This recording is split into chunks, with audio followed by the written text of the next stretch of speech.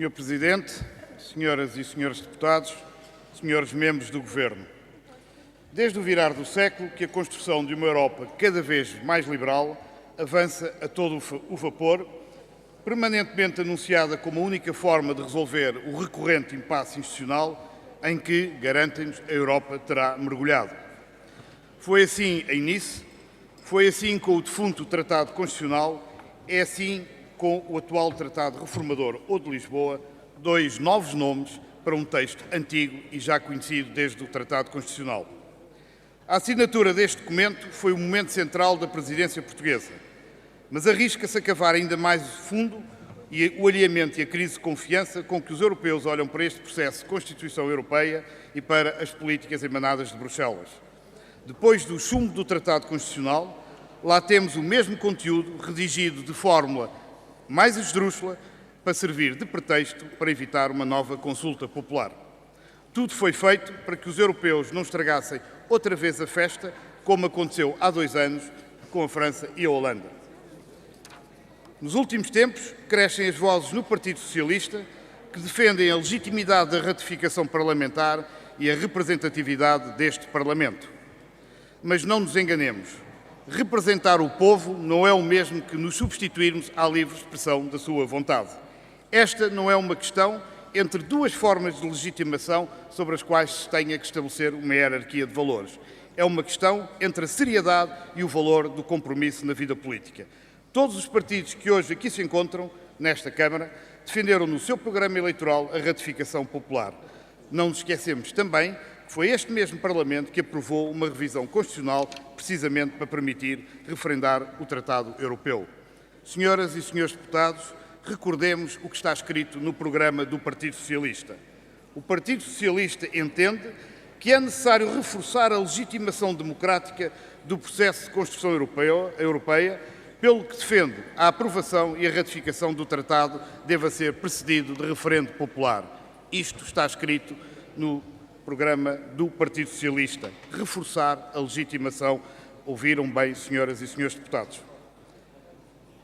Senhoras e senhores deputados, o Kosovo é, por estes dias, um bom exemplo, talvez o melhor exemplo, da diferença que vai entre a proclamação de uma Europa a uma só voz, de uma voz europeia independente e autónoma e a realidade da política externa, exatamente da União Europeia.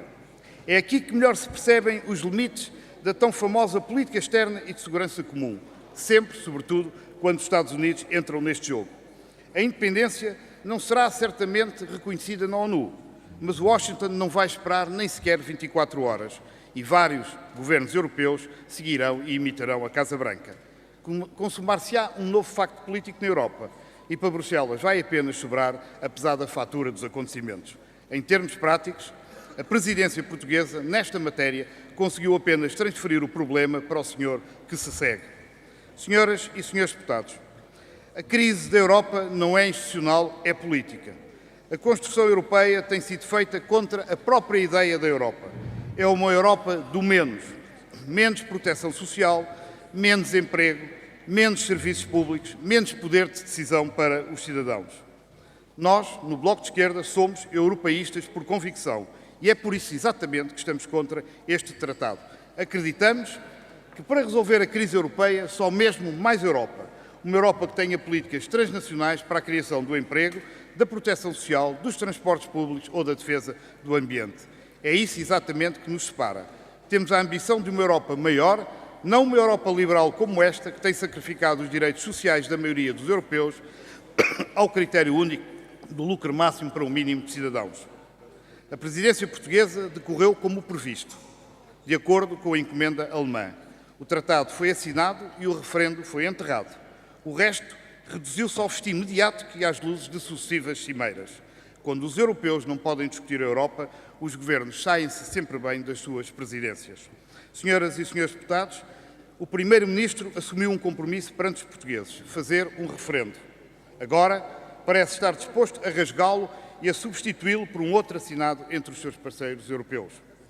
Caso o Partido Socialista abdique da sua palavra e o Governo rejeite o referendo, o Bloco de Esquerda reafirma daqui que apresentará uma moção de censura que condena esta violação grosseira do programa e dos compromissos do Governo. É o valor da confiança e da seriedade política que estão em causa e que confrontam a consciência de todos e de cada um de nós. Muito obrigado.